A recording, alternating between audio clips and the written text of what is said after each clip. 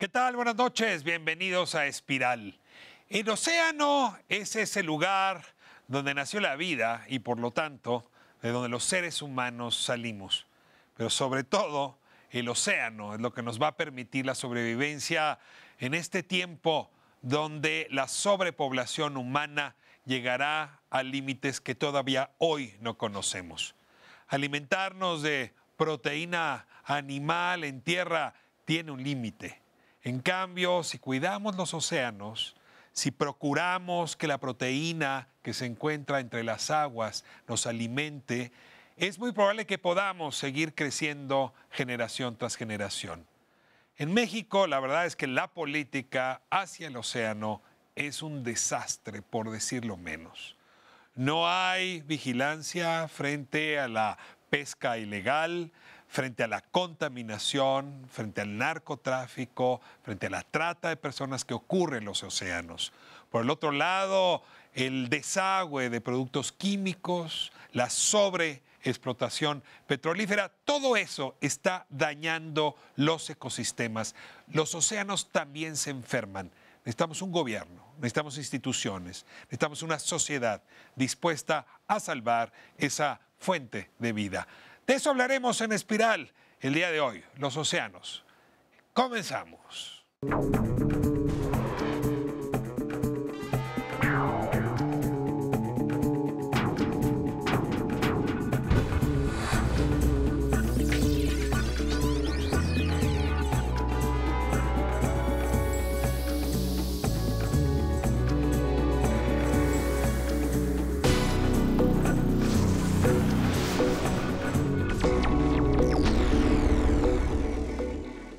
Este es un programa, como anunciaba hace un momento, donde vamos a hablar no de hoy, no de mañana, sino del siglo XXI. Y cómo los habitantes de este planeta pues tendremos que modificar nuestros hábitos de consumo, particularmente los alimenticios para sobrevivir. Y tengo aquí especialistas en el océano, ¿no? Esta inmensidad, ¿no? 2/3 de este planeta son océano, y es un mundo que nos aguarda todavía para hacer que sobrevivamos. Es increíble, nos dio vida el océano y ahora seguimos dependiendo del océano. Le doy la bienvenida, en primer lugar, como es tradición aquí, para que se presenten a Francisco Urzúa. Francisco, bienvenido. Gracias, Ricardo. Buenas noches. Usted está en Codemar. Háblame de tu Coalición en Defensa de los Mares de México. Es una asociación de muy reciente creación, que como su nombre indica, estamos pues defendiendo el patrimonio natural de nuestros mares. Y somos pocos con mucha experiencia previa dentro y fuera del gobierno. Somos pocos miembros con muchos aliados. Digo, bienvenido, me da mucho gusto. Gracias, Ricardo. Y le doy la bienvenida ahora a José de Jesús Camacho. José de Jesús Camacho Zuna, soy presidente de la Confederación Mexicana de Cooperativas Pesqueras, donde agrupamos alrededor de 35 federaciones pesqueras del país y unos 48,000 pescadores que están organizados básicamente en cooperativas en todo el litoral de México. Buena parte de la pesca de este país está organizada en cooperativas. Exactamente. El origen de nosotros, los pescadores, está basado en el cooperativismo desde 1938 a la fecha. Agradezco muchísimo, José Jesús. Pues ahora nos cuenta, porque justamente son ustedes, por lo que entiendo, el sustento de lo que sigue. Gracias. La sobrevivencia de la especie. Le agradezco muchísimo que esté aquí. Renata Terrazas. Primero que nada, muchísimas gracias por la invitación, Ricardo. Honradísimo. Y yo soy directora de campaña en Oceana México. Oceana es la organización internacional más grande dedicada exclusivamente a los océanos. Y en México acabamos de abrir oficina hace 6 meses, así que estamos empezando, calentando motores. Cuéntame esto, es decir, digamos, los ganaderos tienen sus representantes, los pescadores tienen sus representantes, los maestros tienen sus representantes. El océano, la verdad, no. No. Los peces no votan, ¿no? Los mares no tienen voz en los parlamentos. Y ustedes se han vuelto como esa organización a nivel internacional que intenta darle voz a ese mundo acuático que no la tiene. Eso intentamos, y también tenemos varias organizaciones aliadas, pero lo que es una realidad es que es de las prioridades más abajo en las preocupaciones de las personas. Entonces, es cuesta arriba, ¿no? O sea, a muy poca persona le importa lo que pasa en los océanos. Pues esperemos que este programa nos dé conciencia sobre la relevancia de ese universo. Y ahora le doy la bienvenida también a Rodrigo Elizarrarás. Así es. Hola, muchas gracias por la invitación. Buenas noches. Pues yo soy consultor en políticas públicas para Environmental Defense Fund de México, que también es una ONG internacional con oficinas en más de 15 países en el mundo. Y en México desde el 2008 está instalada en México, sobre todo trabajando tema también exclusivamente de los océanos, de la pesca sustentable, principalmente en el Golfo de California. Y bueno, también tenemos un pequeño capítulo de cambio climático, pero principalmente el tema de océanos y pues abocados sobre todo al esquema de pesca sustentable en este país y en el mundo. Bueno, pues déjenme abrir boca con un primer argumento. Somos ahora 7,000 millones de habitantes en el planeta. Y pues si esa es la cifra de papás, es difícil calcular cuál va a ser la cifra de hijos y de nietos. Pero sí es muy probable que aún con la reducción demográfica vamos a acabar este siglo con arriba de 12,000 millones de habitantes. Este planeta nunca ha soportado tanto ser humano encima. Y nos hemos vuelto consumidores intensivos de proteína animal, fundamentalmente vacuna, ¿no? Porcícola. Algo nos nutrimos de proteína vegetal, pero queda claro que cada día se agotan más las tierras para alimento vacuno, ¿no? Acabamos con los bosques para sembrar grano y darle de comer a las vacas y a los, distintos animales que nos proveen de proteína, y diera la impresión de que la tierra, o sea, la porción de tierra que provee de esa proteína, pues tiene un límite. Y en cambio, los océanos no parecieran todavía tener un límite. Es decir, la proteína que nos ofrecen los peces, los crustáceos, en fin, la vida animal, incluso podríamos abordar incluso la proteína vegetal que está en los mares, sí es una fuente que podría hacer a la especie humana sobrevivir este siglo pues bien nutrida pues, de ese elemento fundamental que es la proteína. Lo cual hace que muy pronto tengamos que ver al mar con mayor intensidad de lo que hemos visto hoy para alimentarnos. Y luego hay otro argumento, digamos que pongo en perspectiva, a partir de un texto justamente del fundador de Oceana, Andrew Sharpless, donde dice, y además la proteína animal proveniente del mar es mucho más saludable. Si no me dejan mentir, pues es raro que un esquimal, que sobre todo se nutre de proteína marina, tenga paros cardíacos, ¿no? El colesterol no les hace daño, el cáncer no les da con la frecuencia que nos da al resto. Y esto tendría que ver con que quizá en efecto, como provenimos del mar en el fondo, ese es el tipo de proteína que nos mantiene más saludables. Entonces déjenme dejar estos dos argumentos. Agotamiento de la proteína animal de tierra y salud que provee la proteína marina nos hace pensar en los océanos como una fuente de sobrevivencia que hoy todavía no tiene nuestra atención como debería tenerla. Lanzo los argumentos de Andrew Sharpless en este texto muy interesante sobre la proteína perfecta, así la llama él, y les ruego que por ahí comencemos la discusión. Quien quiera tiene la palabra. Pues yo me sumo a este texto que pone sobre la mesa la necesidad de voltear a los océanos para buscar proteína animal. Cada vez vamos a ser más personas. Las personas eventualmente, conforme empiezan a tener mejor situación económica, empiezan a demandar mayor proteína animal y esta ya no puede ser obtenida en la tierra. Entonces, ¿qué queda? El océano. Y además el océano es fuente de oxígeno, reguladora del clima.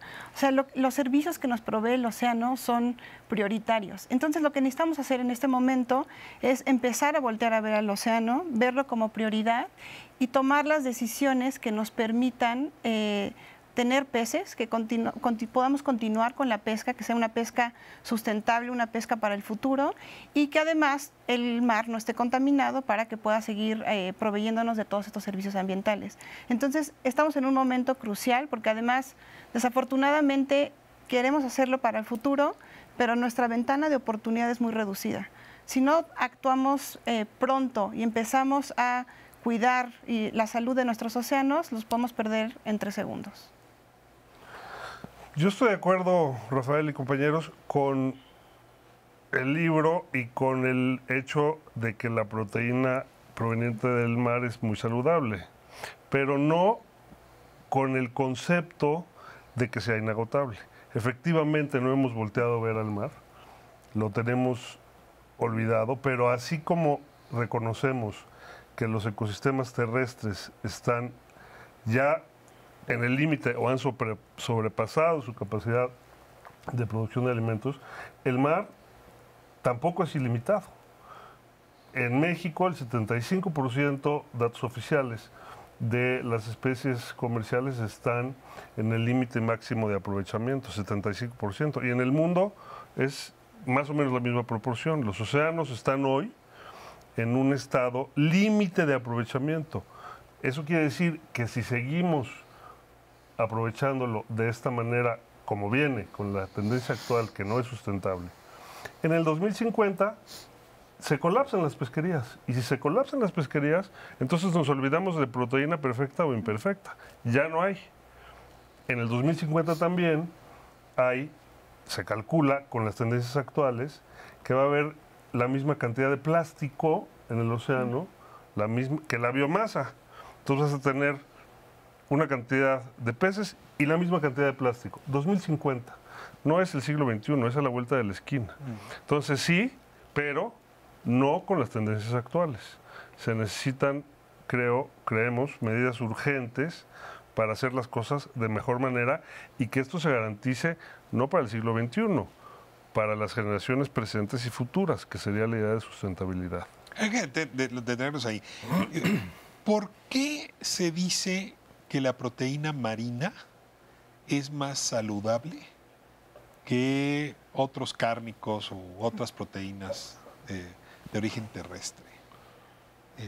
¿Qué evidencia tenemos de que comer camarón o comer el omega atún, 3 y las cosas que tienen los atunes y los salmones es mejor proteína? Ahí pues un nutriólogo. O sea, la dieta japonesa es mucho mejor que, aparentemente que la sí, dieta mejor para el organismo. Tiene menos grasa y además... Y tiene colesterol bueno. O sea, si decido entre un restaurante argentino y otro japonés, más vale que escoja el japonés si quiero ser Yo saludable. te diría que con moderación, el churrasco, con moderación. No, es que además no lo dejes de hay lado. una realidad. O sea, ¿cuántos animales salvajes comemos en nuestra vida? O sea, todos los animales que llegamos a comer están en granjas. El único que llega a ser salvaje es el que viene del mar.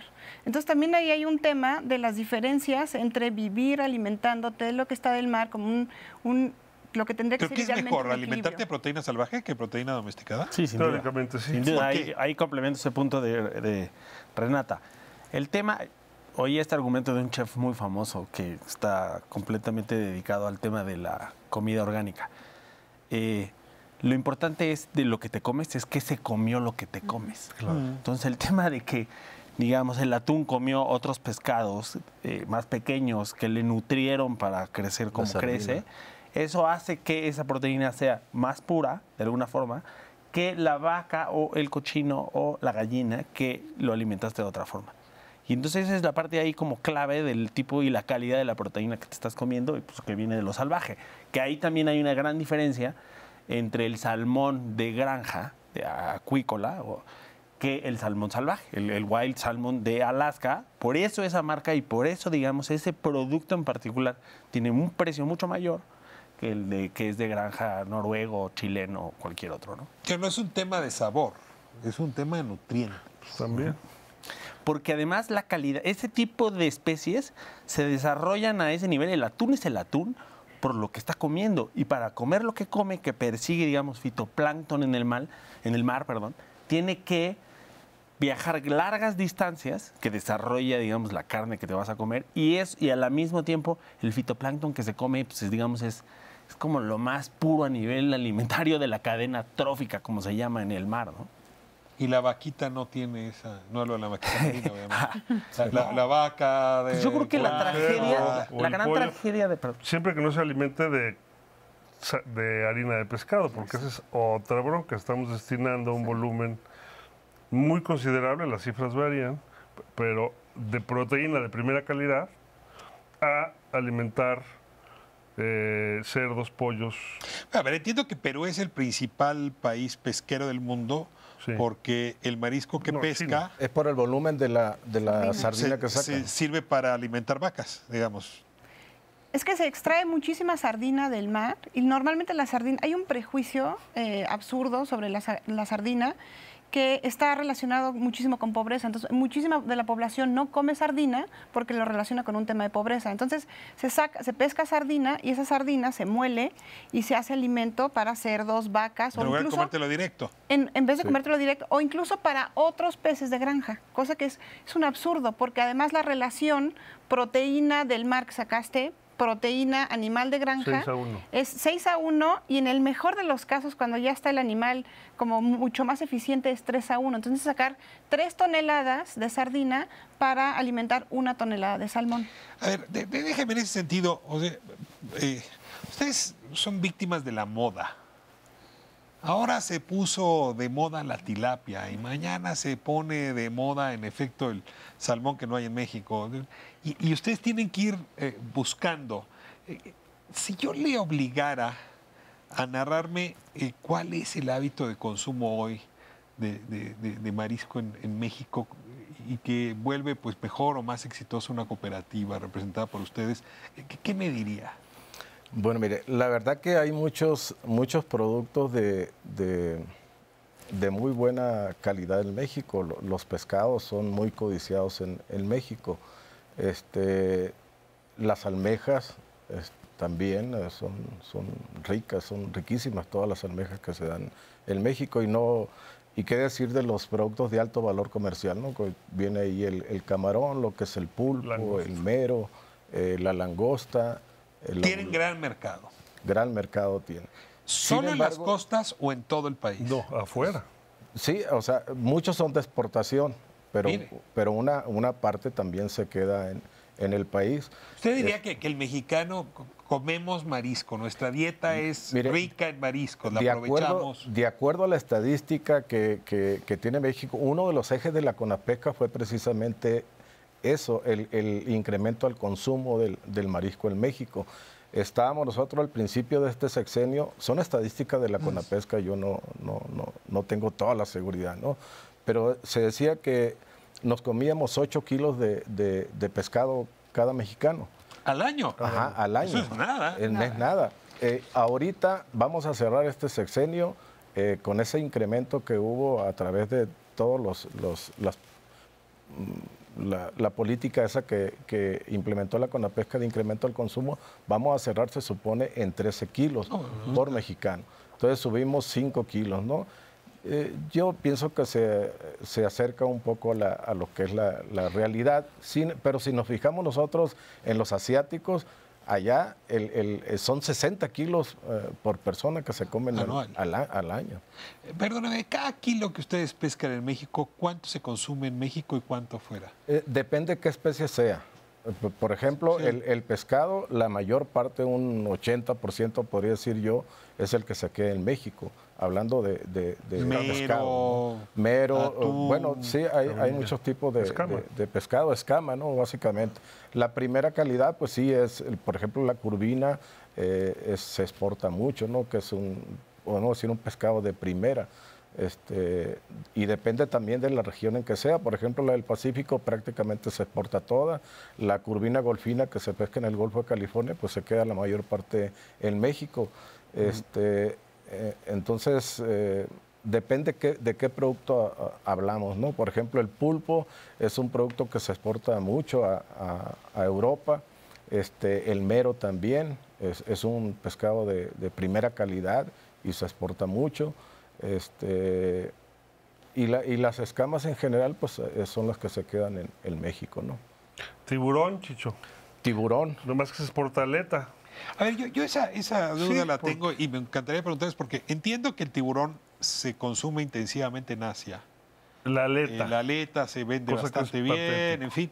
Y luego me dicen que aquí nos venden bacalao por tiburón y que el tiburón en realidad lo consumimos mucho, pero pensando que es otro Es un pescado. subproducto, o sea, lo que vale en el tiburón hoy. Déjame irme a corte y nos cuenta el del tiburón, ¿no? Si el Sale. engaño del tiburón, déjeme dejar Órale, así, digamos, El el gran anzuelo engaño. para que usted se quede al siguiente segmento. Vamos a hablar La triste de historia cómo del tiburón. salvar a los océanos y nuestra práctica de consumo en mariscos, en pescados, en México y en el mundo. No se vaya, seguimos en Espiral.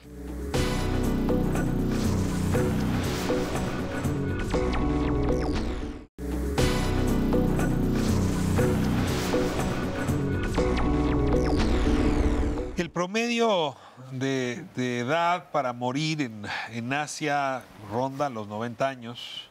En países como los nuestros, 72, 73, depende de si es uno hombre o mujer. Y una de las explicaciones que dan es justamente la alimentación. Es decir, como se alimenta uno puede vivir más o menos.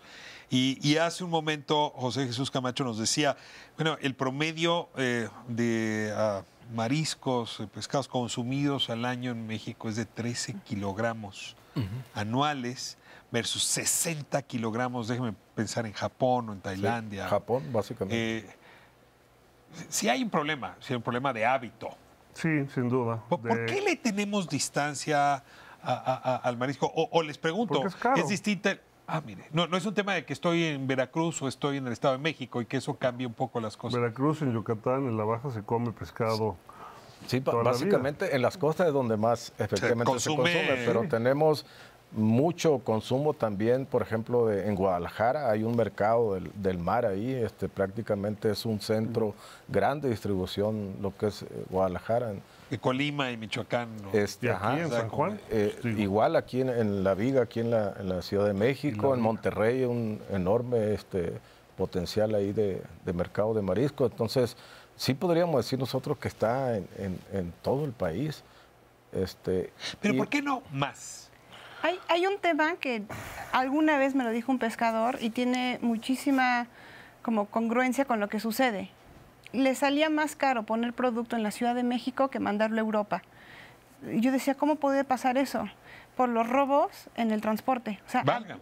Exactamente. Entonces, o sea, el tema, pensamos en pesca y normalmente pensamos en el mar y lo que sucede en el mar, pero hay un problema gigantesco de piratería en el mar, de intermediarios, de robo a transportistas. Sí. Entonces, las condiciones mismas de un país en donde el Estado de Derecho es muy flaco, no permiten que una actividad de estar sacando el producto del mar pueda llegar a nuestros restaurantes en un precio más adecuado. No es que tengamos como hábitos de comemos en Cuaresma, comemos los viernes, supuesto. O sea, a ver, yo sí pienso, comida familiar, vamos a gastar todo, son los 15 años, es la boda, Cóctel yo no sirvo de un camarón. pescado.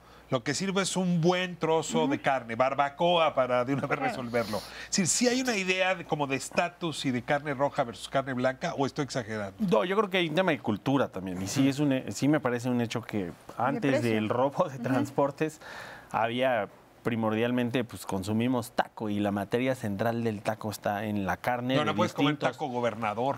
Ese es ya más moderno. Sí. Pero tienes razón, ese es de los 80. Ajá, exacto, es más de la Bastida para acá. Y Hay que decir que es el autor, que Francisco Labastida es el gobernador que inventó ese. Es lo que dice, allá en Sinaloa es lo que por eso se le nombró así. Pero, digamos, primordialmente sí tenemos como, o sea, digo, esa misma comida, o sea, efectivamente la gente piensa en servir carne, suele comer con mayor frecuencia carne que pescados y mariscos, y lo choqueante aquí un poco es que nuestra costa y nuestro potencial en pescados y mariscos es alrededor de 8 veces más que la de España, 5 que la de Perú y 3, o sea, en términos de costa, que la de Chile, pero aquellos 3 países son, no solo en producción, sino también en consumo, pues muchas veces más que la de México. Y es que nos estamos basando en las estadísticas de pesca de México, pero ¿qué pasa? Por ejemplo, los grandes destinos turísticos de México, que tenemos muchos y muy variados, Los Cabos, Acapulco, Cancún, Puerto Vallarta. En todas las costas, nosotros, por ejemplo, está el servicio ese todo incluido, cuando hemos estado en esos hoteles sabemos qué clase de pescado tienen esos hoteles. O sea, es pura basa que viene del oriente, pues de China, ¿no? De criadero. Sí, efectivamente, y eso ya lo sustituyeron por el pescado que debería ser el pescado mexicano, ¿no? O sea, efectivamente puede ser que sea mucho más barato. Estamos hablando que, por ejemplo, el kilo de basa en cualquier mercado en la Ciudad de México vale, ¿cuánto? 25 o 30 pesos el kilo. Y efectivamente un kilo de pescado de nuestro pues no vale esa cantidad. Entonces han sustituido el pescado por ese tipo de importaciones. Déjame usar un argumento de Rodrigo ahora. Cuenta la historia, yo no sé si la leyenda es cierta, pero me gusta la anécdota, que cuando se llevó la papa de América a Francia concretamente, nadie comía papa. Hasta que alguien logró que el rey comiera papa. Y bueno, las papas a la francesa hoy es un platillo esencial en la dieta francesa. Yo sí veo, digo, ya no hay rey, pero hay sustitutos del rey, ¿no? Bueno, haz de cuenta, hay Es decir, Tlatuani. que en los restaurantes como más sofisticados, en la cocina, no sé, esta invasión de cocina de Ensenada, de Tijuana, ¿no? La evolución de la cocina en Oaxaca, los grandes restaurantes le están apostando al marisco muy fuerte. ¿Eso puede cambiar los modos? Es decir, así como la papa un día fue comida por el rey, que los mariscos se vuelvan, digamos, a través de la cocina de los grandes chefs, un poco como decía Rodrigo, pueda modificar los patrones. ¿Los está Sin modificando? duda, sí, para bien.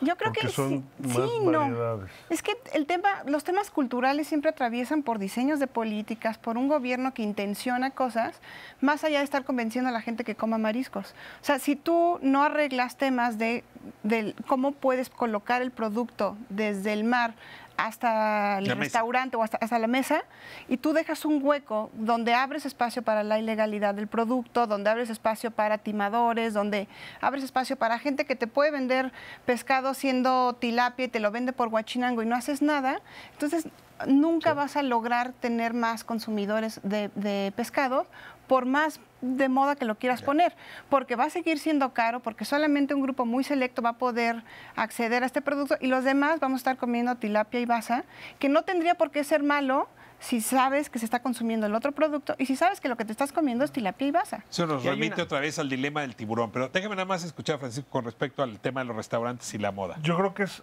muy favorable que se conozca el pescado, el marisco mejor, que se hagan recetas innovadoras y que se consuma más variedad y que se resuelvan por esa vía, por la influencia por la demanda del consumidor, los problemas de distribución, comercialización, corrupción, piratería que hay en tierra. Pero yo quiero insistir, eso no resuelve el problema que hay del muelle para adentro, porque no es inagotable. Entonces también hay mucho trabajo que resolver para entender que es una cantidad limitada, que tiene que estar mejor distribuida y que tiene que tener un precio justo, pero es limitada. Okay. Y hay mucho que hacer en contaminación, en buenas prácticas, en respeto a la ley. Creo que vamos a abordar el tema legal en el tercer. Sí, a ver, yo creo que el tema de la política... Antes de decir que esto es ilimitado. A ver, cierro simplemente para redondear este argumento y no dejar al auditorio sin cumplirle con el tema que anunciamos en el segmento anterior. Es muy común que uno llegue y diga, me da bacalao y que le digan nacional. Tiburón. A ver, no hay bacalao nacional. No existe Además, tal cosa. No. Entonces, eso es tiburón. Sí. Eso es alguna cosa parecida, salada que medio sabe a bacalao. Y la verdad es que cuando uno va, no voy a decir en San Juan, no voy a decir en La Viga, pero ustedes los pescadores lo saben. Nos están dando, gato por liebre. pues, no sé cómo llamarlo, ¿no? Gato por liebre. Es que no lo estamos dando nosotros. Tilapia por basa. No lo estamos dando nosotros, pero por ejemplo hay compradores que van, esos intermediarios de los que se habla, ellos van y compran efectivamente el tiburón. Y por ejemplo los pescadores, muchos pescadores compañeros nuestros se los piden, ¿sabe qué? Yo lo quiero que me lo seques. Entonces, uno le hace el trabajo de secarlo, claro, cobrándole lo que es. pero nosotros ya no sabemos lo que él hace con ese pescado. Sí, a mí no llegan y me venden. Si lo vende como bacalao, ese no es asunto de nosotros, es asunto de ellos que engañan al consumidor. Y como ese engaño, hay otros más, o sea, y que nosotros lo hemos denunciado, ¿no? Por ejemplo, viene un abulón que en la etiqueta dice que es abulón nada más, pero cuando le lee la letra chiquita dice que es con chalepa, un producto de Perú. Entonces, ahí hay un engaño al público. Incluso lo venden en tiendas de mucho prestigio aquí en la capital, ¿no? De un palacio grandote ahí. ¿Y es de hierro? Sí, el Palacio de Hierro. Y nosotros lo hemos denunciado a Economía.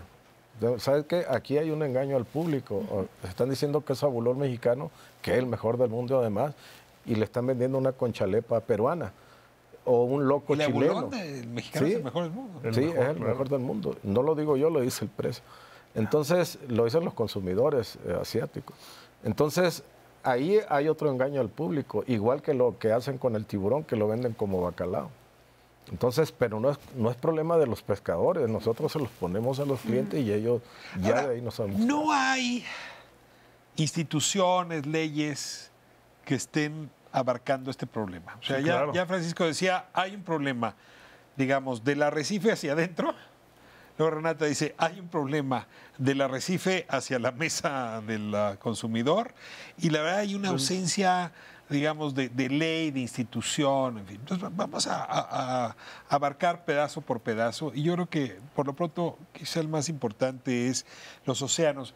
Están arrojados a las fuerzas del mercado del plástico, del mercado de los explotadores, del cambio climático. Es decir, pareciera como si los océanos fuesen a estar ahí siempre como los conocimos. Y hay una absoluta falta de gobernanza en mares y costas de México, ¿no? Hay problemas de contaminación, cambio climático, sobrepesca, contrabando de personas, narcotráfico. Hay una serie de autoridades involucradas no suficientemente coordinadas. No hay, hasta muy recientemente, una sola autoridad que vigile una guardia costera. Ya lo hay, hace 2 años. La Marina reformó su reglamento interior para dar nacimiento, para crear una guardia costera que acaba de iniciar y que no tiene suficientes capacidades, pero es un modelo que urgía para que sea una sola autoridad la que detecte ilícitos en la pesca, por piratería, por tráfico de personas. Nada más que es en la teoría. En teoría. En teoría. En la práctica no se da, porque cuando tú solicitas la intervención de la Marina para hacer un operativo especial de vigilancia, que tú detectas que andan piratas en el mar, ellos dicen que nada más van para prestar la protección al oficial de pesca de Conapesca, nada más. Pero ellos no pueden levantar un acta, no pueden hacer absolutamente nada. Perdón que haga la broma, pero no es tan broma.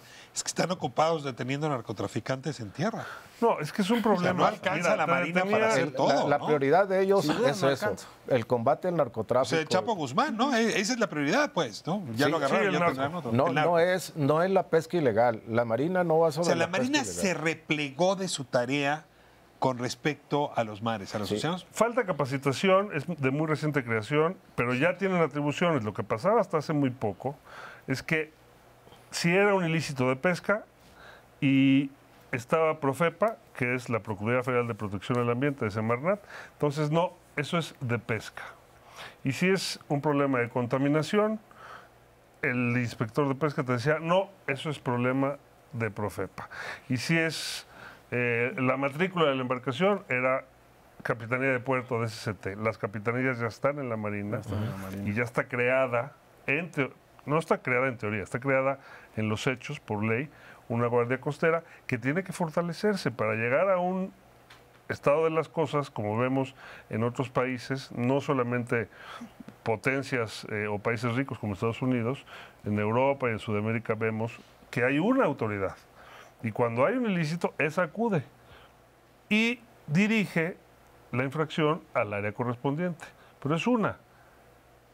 Sí, no era necesario el mando único, digamos, en el mar. Es un hecho que los problemas de coordinación nos pasaban todos los días. Es decir, Sí. además, te faltó agregar, y si estabas en área natural protegida, no, pues llámale al de CONAMP, que tiene que a Sí, su pero el de vez CONAMP no tiene coordinarse atribuciones, con el de Profepa y traer al de CONAPESCA, pues para ver qué tipo de delito estaba ocurriendo, ya para cuando lograban coordinarse y el de la Marina los acompaña, digamos, el Me suena infractor. una red de pescadores como muy ancha, ¿no? Y no Sí, o pesca sea, uno a nadie. tenemos- Ya se había ido, ¿no? Tenemos casi 12.000 kilómetros de litoral, nada más del litoral, de los mares.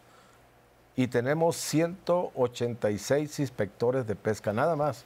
Válgame. Sí. ¿A cuánto Entonces, les si toca nosotros cada se los inspector? dividimos, le tocan varios kilómetros. Oiga, a ¿y cada están en uno. playa o siquiera tienen una No, embarcación? y de esos en tierra. 186 inspectores que hay de pesca, de los oficiales de pesca, muchos están en las oficinas y otros están en el centro del país, en las oficinas regionales que tiene la CONAPESCA, que también hay pesca, ¿no? En cuanto a las presas y todo lagunas, eso. lagos. Ajá, Oye, de ¿cuántas aguas lanchas interiores. tienen? 4, no sé. Muy Quintana Roo, poquitas, 3. muy pocas. Y en el Golfo- Entonces, puede ser que las leyes estén bien, ¿no? Pero son de aplicaciones blandas también. O Oye, sea, no, y no hay- hay Ahí una te diría, aplicación. hay un tema, digamos, la parte positiva global y como de tendencia. Sí, creo que sí estamos volteando en el mundo y en México y en varios lugares al mar a ponerle atención, ya sea por el tema de los plásticos, que me parece positivo en ese sentido, Para allá pero vamos. también, por ejemplo, ya lleva varios años esta revista inglesa de Economist poniendo el tema en la mesa cada año World Ocean, de hacer sí. el World Ocean Muy Summit, ¿no?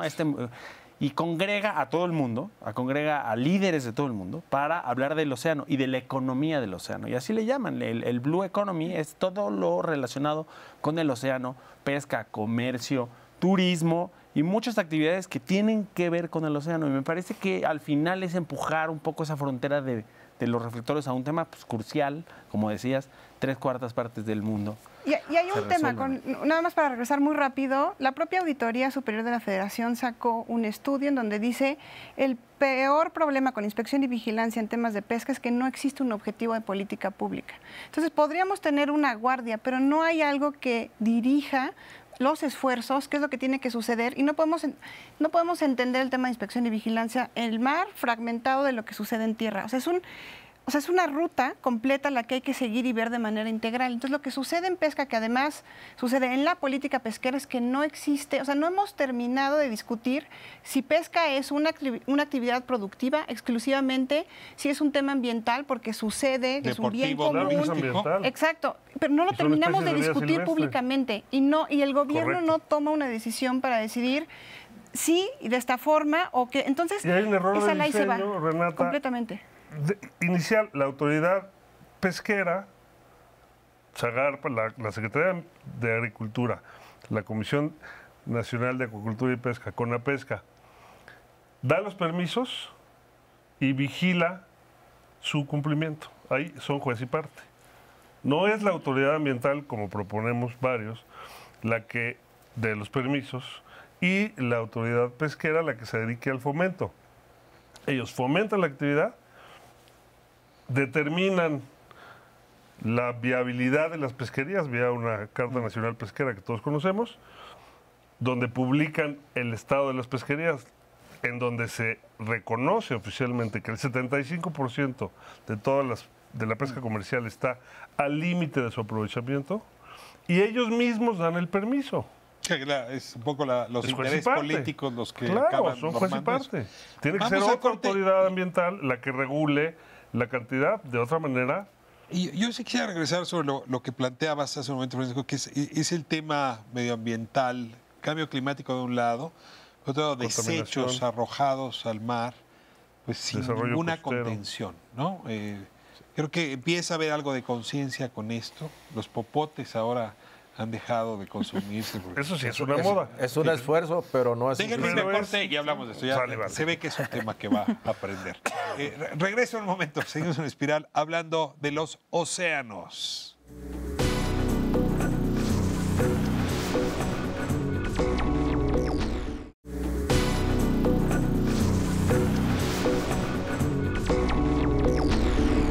Estamos de vuelta en Espiral, hablando de la política hacia los océanos y en particular hacia los nutrientes que los océanos nos proveen. A ver, a mí sí me sorprende ver a los niños chiquitos ahora Si no me den un popote porque eso mata a los pescaditos. Sí, el video de la tortuga, ¿no? Sí. Todos lo vimos. Muy bueno. A ver, ha jalado las nuevas generaciones Pero, y los sí. plásticos. ¿Lo desestimamos o ese tipo de cambios culturales? No lo tienes? desestimemos porque es una conciencia recientemente creada, antes ni lo fumaban. Pero la contribución de los popotes es realmente muy pequeña. Eso tiene que ser el principio de una toma de conciencia mucho más profunda para no usar plásticos de uso, ¿cómo se llama en español? Single use, ¿cómo le dicen? Sí, de un solo uso. De un solo uso. De un solo uso, ¿no? No sé, ni siquiera está acuñado el término. El popote es de un solo uso. Popote, Las bolsas de plástico. la bolsa de plástico, Los el empaques. envase, yo no sé si El de tienen un plástico. reto. Todo El del plástico no six-pack, ¿no? reciclable, Pero- que no es PET, que no es... El plástico es un invento muy reciente, es el material fabricado de mayor duración, 300, 400, 500 años, que usamos una sola vez. Es una absoluta tontería, ¿no? La industria hizo un producto muy durable, muy barato, con grandes ventajas, y se inerte en Maleable. calor. Bueno, lo usas una sola vez, ¿y a dónde va a dar? Al plástico. Perdón, ¿a dónde va a dar? Al océano. Y no se biodegrada, se hace microplástico. Y entonces, mi Se querido lo comen. Rafael, te lo tomas. Todos los sistemas de agua potable de todas las ciudades tienen un contenido de microplástico. O te lavas el pelo con un shampoo y tiene microplásticos. Y se lo comen los peces que nos comemos. Hace rato hablábamos de, ¿no? Entonces, esa proteína de primera calidad, pues tiene microplásticos. ¿Y Porque, le hace mucho daño a la salud humana? pues por supuesto, estás comiendo plástico. Muchísimo daño. Está apenas, el tema está muy recientemente puesto en la mesa. No hay investigación de largo plazo. No sabemos qué efectos tendrá en la salud de la población, pero los tendrá. Y Entonces hay que honestamente, cambiar un modelo plástico se civilizatorio. hace Petróleo. de petróleo y la explotación de petróleo en el mar también se nos ha vuelto un problema. Un problema Y, gigantesco. digamos, con riesgos, con poco controlado, sobreexplotado también. El mar está completamente contaminado y yo aplaudo que la gente esté pidiendo menos popotes y no usando bolsas de plástico. El problema con los plásticos es que la producción hay que completamente limitarla, ¿no? Y ahorita podemos regresar a eso. Y cambiar, Los hábitos, de ¿no? consumo. Pero también tiene que ver, son como decisiones un poco más del propio mercado y de política pública. El tema del petróleo, hay un caso muy concreto que es un escándalo gigantesco, que es la compañía British Petroleum, que tuvo un derrame de petróleo en el Golfo de México en el 2010. A Estados Unidos lo indemnizó con una cantidad gigantesca, Aquí miles no de nos dio millones de nada. dólares, y aquí dio 25 millones de dólares. Y no solo eso, además le dimos una concesión para seguir explotando el petróleo y tiene 500 gasolineras. Entonces, eso es además un tema y otra vez un país omiso que no implementa las leyes y que además no presiona a las compañías para que actúen en consecuencia de sus errores. Y hay otro, la contaminación por agroquímicos. Y ese es un tema bien espinoso, nadie lo quiere discutir, pero muchos de los fertilizantes que usamos para poder seguir consumiendo un montón de maíz, de soja, lo que queramos, terminan en los canales de agua y Nitratos y termina fosfatos. yéndose al mar. ¿Y qué pasa? Matan los arrecifes.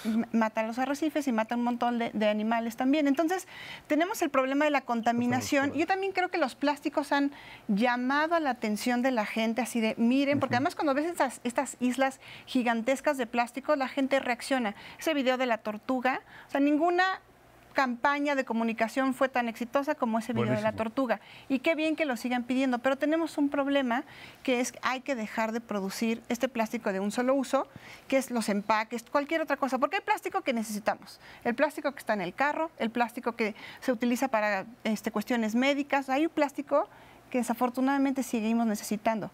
Pero hay 3 plásticos de los que nos podríamos eliminar. Uno es aquel con el que podemos dejar de vivir, que son las bolsas de plástico. Sé que tiene 30 años en el mundo, o sea, tampoco tenemos tanto tiempo, no dependemos de él. Aquel que es tóxico, el más conocido es el unicel, se degrada y termina contaminando completamente el ambiente. Y el tercero es cualquiera que podamos sustituir fácilmente por otro material. El vidrio o cualquier otro que pueda ser reciclado. Los popotes de antes, ¿te acuerdas que eran de...? O los popotes de antes, o tomarlo completamente directo. No usas y el popote. punto es que podemos, aparte, muchas veces la solución es vamos a reciclar. El reciclaje no se puede reciclar casi, o sea, los porcentajes de reciclaje 9%. están en 9%. A ver, sí, le pregunto ahí, José, ¿ha habido mayor dificultad para los Y pescadores es caro, además. de obtener producto? Es decir, tienen que ir a buscarlos, se están agotando. ¿Ustedes están sufriendo estas afectaciones climáticas, Sí, de contaminación? A ver, cuénteme un poco los definitivamente. patrones. Definitivamente, y le Pirataje. faltó a Renata mencionar, por ejemplo, los sembradíos que hay en Sinaloa, Sonora, y todas esas descargas de los sembradíos van a dar al mar y están contaminadas, las bahías se han contaminado también, porque en los sembradíos agrícolas de esos O estados... sea, de tomate, Sí, de tomate, todo utilizan los herbicidas, todos esos Todo eso les químicos cae que a ustedes. utilizan, y todo va a en dar al costas, mar. por cierto, muy ricas para la pesca. Sí. Las más ricas de Entonces, México. desde ahí hay un daño, ¿no?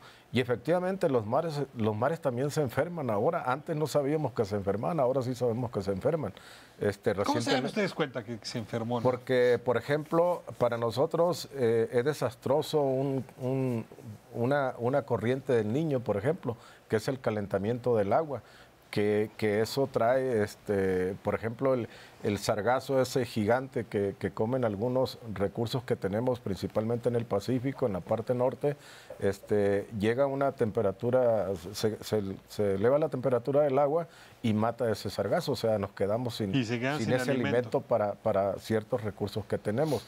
Las anoxias, Y la pérdida de oxígeno. la pérdida de oxígeno en el agua, que es anoxia. Anoxia. La anoxia son grandes masas de agua que no traen oxígeno. Pero ¿cómo ver? Y hay aguas, pues, si mortandades. es H2O, ¿cómo puede ser H2O? Y hay si no? mortandades No. masivas. Bueno, nosotros trabajamos con la Universidad de Stanford en esa parte del noroeste, porque se nos empezaron a morir algunos recursos y principalmente, por ejemplo, el abulón, que es el caso más notorio que tenemos. Se nos murieron masivamente el 80% de la producción de abulón en un año. Y cuando nosotros pedimos al gobierno que a ver qué íbamos a hacer con eso, pues, investigar a ver qué es lo que había pasado, los estudios de la Universidad de Stanford, que fueron los que nos ayudaron, al final de cuentas, a determinar una hipótesis fue esa, precisamente, que es una masa de agua sin oxígeno. Es que eso es oxígeno disuelto. Acuérdate del DBO y el DQO, demanda bioquímica de oxígeno, demanda química de oxígeno. Que llegó a esa área y mató No es molecular. masivamente. Y eso se debió a cambio climático. Cambio climático, efectivamente. Entonces, O contaminación, y el Golfo Se de me México. va el tiempo y viene la pregunta de conclusiones. Cierren los ojos, imagínense que Andrés Manuel López Obrador les manda a llamar a cada uno, les dice, oiga, ustedes le saben al tema. Voy a gobernar este país y quiero saber qué política hacia los océanos puedo llevar. Déjenme comenzar con Rodrigo. Te pregunto, a ver, 2, 3 ideas máximo, lo más resumidas posible. Lo más resumidas. Y a Andrés Manuel, primer tema es, y creo que hay mucho consenso en él, ordenamiento. Así se le conoce al tema de regular todo controlar y ordenar todo el ecosistema marino. Es decir, que va, como bien dice Renata, no solo es en el agua, en el mar, de ahí hasta la mesa. Es decir, es una larga cadena que hay muchas etapas que hay que tenerla en un mejor control. Trazabilidad. Siguiente, pesca ilegal, ¿no? Sin duda, pesca ilegal es uno de los grandes temas en este país. Hablamos hoy poco de él, pero cerca del 60% de los productos están llegando de manera ilegal, es decir, sin permiso o en una época que no debió o una especie que no era del tamaño. Hay muchas medidas, ese es otro tema que hay que combatir. Y, híjole, un tercero, si bien podría ser cambio climático, pero a mí me gusta mucho el tema de participación democrática de los pescadores en los procesos de decisión, donde están casi totalmente excluidos de todos los procesos de toma de decisiones de ellos que conocen a la política pesquera. Renata, tus propuestas. Híjole, yo creo que primero necesitamos una definición bastante discutida sobre qué queremos hacer con la pesca y atraviesa por todos los temas de ordenamiento como objetivos de política pública claros. Otro es transparencia y rendición de cuentas. El sector pesquero es de los más opacos del país y donde esta relación gobierno y personas a donde se les entregan subsidios o que controla sus actividades, o sea, si hay una autoridad que te está dando permisos a voluntad... La autoridad, no el sector pesquero. Sí, la autoridad, no, por supuesto. O sea, si hay una autoridad que te da permisos y no hay claridad sobre cómo y por qué te va a dar esos permisos, se generan unas dinámicas muy complicadas. Entonces, transparencia y rendición de cuentas. Y un tercero es que hay que entrarle a la contaminación de los océanos por petróleo y por agroquímicos, urge. José, propuestas. Yo coincido con lo que ellos han expuesto, ¿no? Ordenamiento pesquero es lo que requerimos en este país para de veras que seamos todos exitosos, ¿no?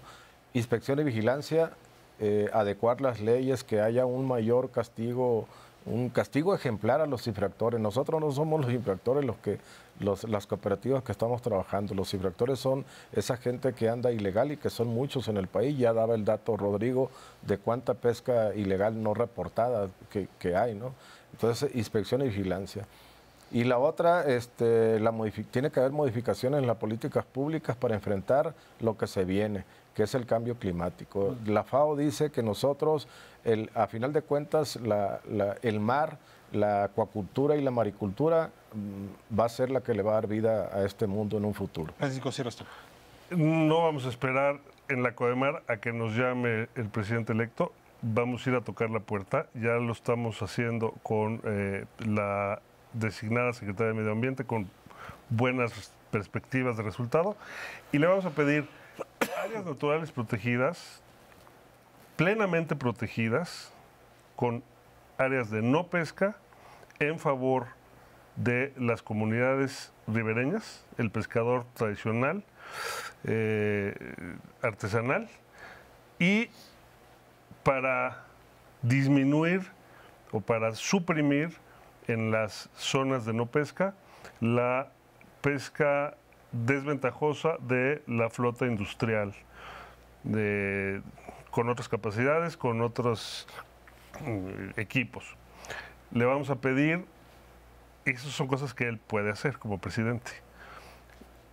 Redistribución de competencias, el fomento pesquero de un lado, la regulación pesquera de otro lado, separado en el mismo gobierno federal, coordinado, pero cada quien con sus atribuciones, y fortalecimiento de la Guardia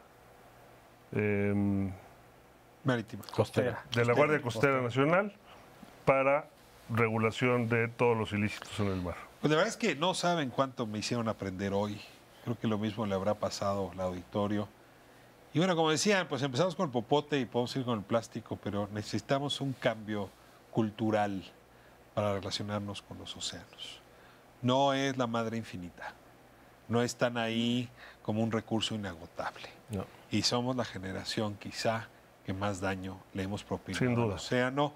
Y si queremos pensar en la sobrevivencia de la especie, incluso en nuestra propia sobrevivencia de esta generación, más vale que empecemos a mirar al océano de una forma distinta. Le agradezco muchísimo que nos haya acompañado esta noche. Gracias por permitirnos entrar a su hogar. Nos vemos próximo miércoles, 10 de la noche, aquí en Espiral.